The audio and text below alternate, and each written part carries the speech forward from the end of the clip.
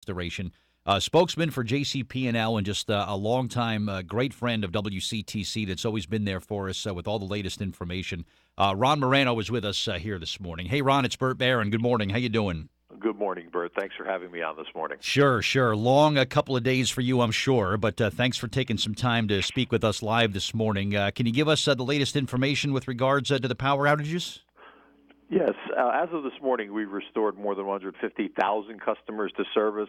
There are approximately 70,000 customers out, and the majority of them are in the hardest hit areas, where the storm had the greatest impact and had the heavy wet snow and the winds bringing down tree limbs and equipment. But the work is continuing, obviously, and is there a timetable in terms of when we can expect the power to be on for the rest of us? Yeah, there is. We expect to have the majority of customers restored by late midnight on Tuesday. Customers in the hardest hit areas, that's portions of Sussex County and the far northern corner of Morris County, late on Wednesday. Okay. I talked to our meteorologist, Tony Salimo, and he said this storm really kind of lived up to everything that he was expecting it to be with the wind and the rain and the snow. How about from the perspective of JCP&L, Ron? This is something that you kind of saw coming this way and were prepared for it, right? Absolutely. This was a massive winter storm, and it pounded the entire Mid-Atlantic and New England regions. Keep that in mind. Just the accumulation of heavy, wet snow and the winds, caused many problems. I'll give you a couple of examples. Mm-hmm. We had many roads that were blocked, all right, because trees were down, equipment was down. We've opened more than 500 roads so far. We've had more than 200 broken or damaged poles and more than 1,000 spans of downed wire. So this is a sizable job, and it's kind of been round-the-clock restoration work, right? It is round-the-clock restoration work, and we're taking available resources as they become available to us. We brought in 430 additional line workers. Today we're bringing in more line workers. We've got more than 400 foresters out there. We'll have more than 500 people doing what we call hazard assessment, going out and making conditions safe. So, we've got a great deal of resources that we're putting to work, and we're working very hard. Now, Ron, you had mentioned about foresters there. I guess the pecking order when there's an outage, a tree falls and takes some wires down with it. The tree obviously needs to be removed before any wire work can be done. Is that how it goes? Absolutely. This is a stepped restoration process. It was at the beginning.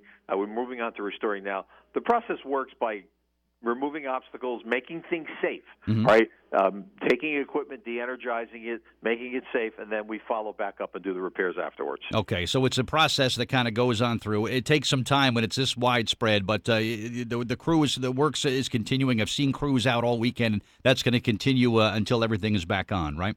That's correct. We're working round the clock, working as safely and quickly as we can to restore all customers to service. Awesome. And with there's apparently some more bad weather, perhaps moving in Tuesday night into Wednesday. What sort of impact does that have on the restoration work? Our meteorologists are watching that weather. We can work in snow and rain and conditions like that. Mm-hmm. Things that prevent us from working are wind gusts that exceed sustained winds of over 40 miles an hour. Sure. So, not only do you want to make it safe when there's wires on the ground, you want your crews to be able to work in a safe environment as well, and I think that's important too. Absolutely. Safety is the number one priority. Yeah, for everybody. And, of course, someone can download the smartphone app, Ron, and stay on top of all the outage information. That's constantly updated, right?